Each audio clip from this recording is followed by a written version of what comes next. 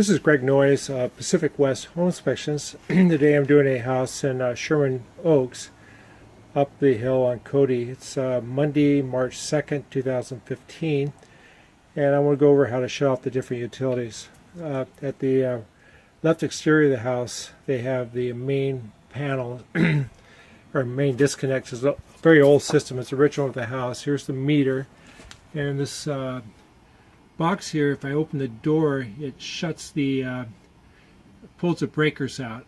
So I can't do that today because I don't know what's on computers or whatever else. It's a older system, and typically most it looks like it's 100 amp. Most insurance companies don't allow fuses anymore. And inside the house, there is a main or a sub panel that feeds off this. We're still trying to locate that. And on the right exterior of the house is your gas meter. So I'm at the right exterior of the house, and this is where we find the gas meter. The valve to shut off, manually shut it off, it's right here and needs to be turned 90 degrees, and you need a wrench for that. In the back of these bushes, you'll see a red cap, and that's your seismic gas shutoff valve. The way that works on a 5.4 earthquake, that'll automatically shut off. And the gas company asks you to have them come back to so they can check for gas leaks, and they'll reset it for you. This is an older AC unit. It's a 1985 4-ton, and a couple of things here we like to see. We like it higher than the grade, so you see the grades right against it. And typically these last 15 years, so you're on borrowed time now with this this unit. It's probably been rebuilt at one time, and the insulation on your AC line is deteriorated, and this conduit coming down needs a clamp. Next thing we'll look at is in front of your house in the car.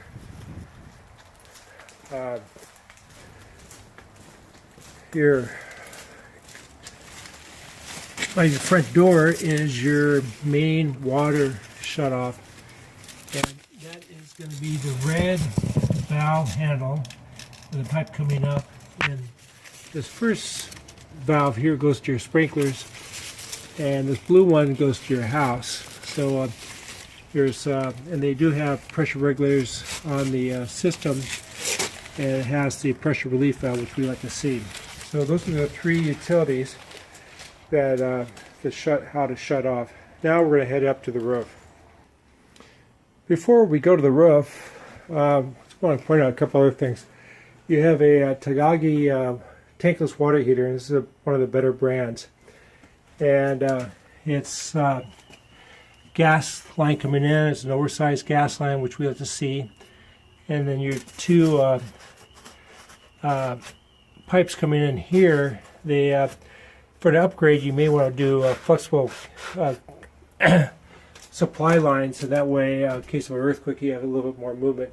It is attached to the house, but you can see the screws are loose.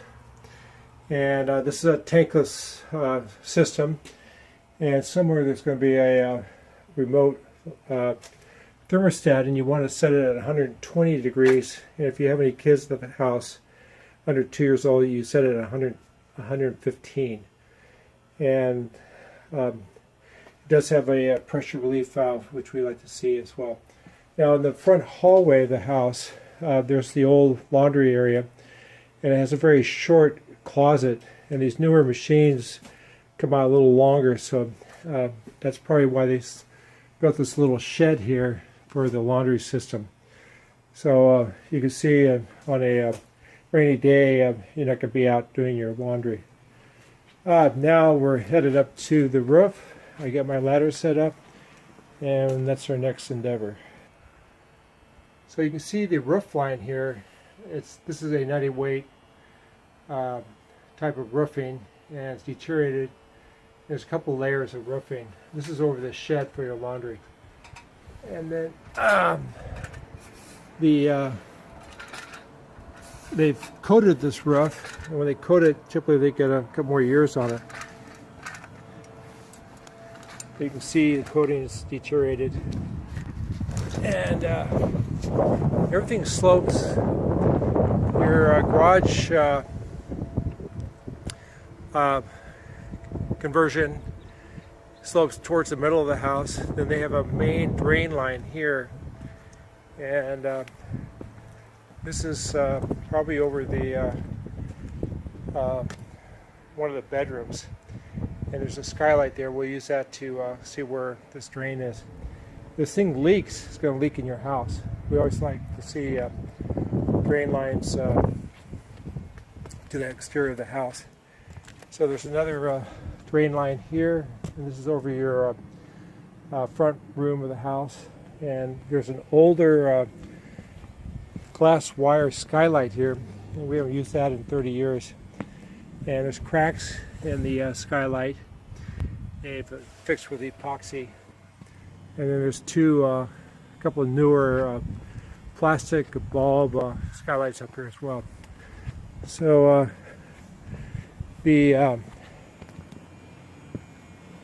with the coating here, it's a little hard to tell the real condition, but when they coat it, they typically have had some problems, and they're trying to get some more life out of it.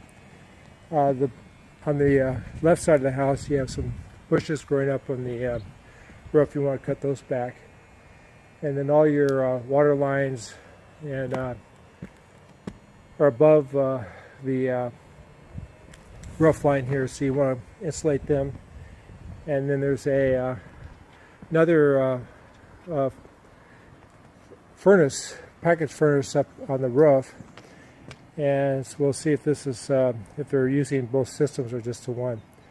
This is a heat pump. So they use it for, there's no gas going, oh there is, so it's both a gas furnace and an AC unit. And when they coated the roof, they coated the bottom part of the package unit here, as you can see. And it's day and night, and it's been up for so long, you can't even read the label on this anymore. So I know it's been here over 20 years because we haven't brought in gas lines like that since before 1995 or after 1995, and this gas line's not supported, and it's missing a sediment trap.